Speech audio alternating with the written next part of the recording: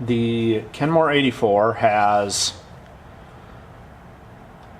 a buttonhole feature, and then it also has two positions for the needle. It allows you to use the buttonhole and sewing selector here to select R for right hand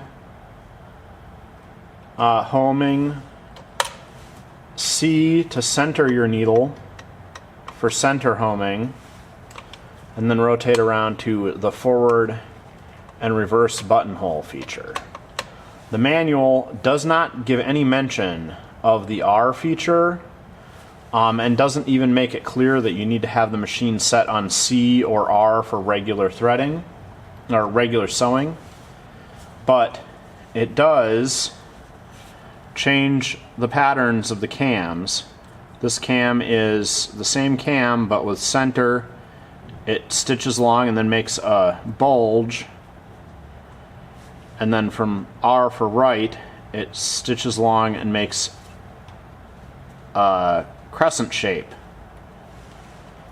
The cams,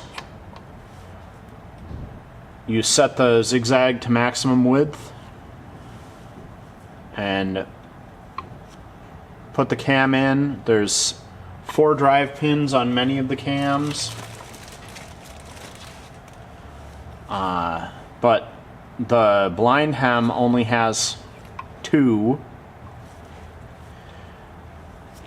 and you'll note that the blind hem also has its pattern on one level up, because there are 2 followers in the machine. Presumably one of them has higher leverage than the other. And I don't know if there are other cams that Kenmore never supplied with this machine that might work from other Japanese machines. But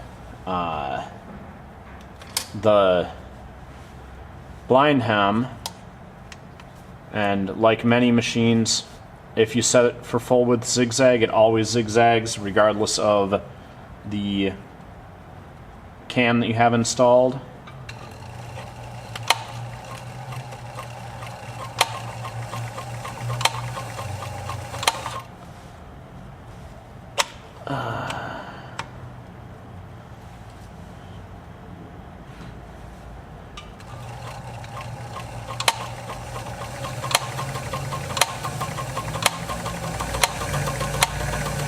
And to use the basting stitch, which is the stitch I was using, you do have to set this for B for this basting stitch cam, because this is the blind hem or basting stitch.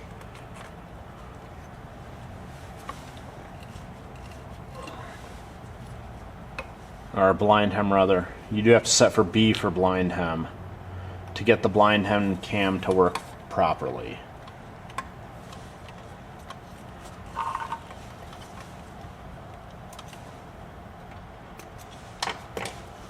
Otherwise, you'll see when I had it set on centered here, it would jerk the needle a bit to the right and then over, whereas when I set it to B for blind hem, it made the full width properly. So that is a oversight in the manual, but otherwise the manual is pretty clear about most of the functions, and it's a lovely side load machine.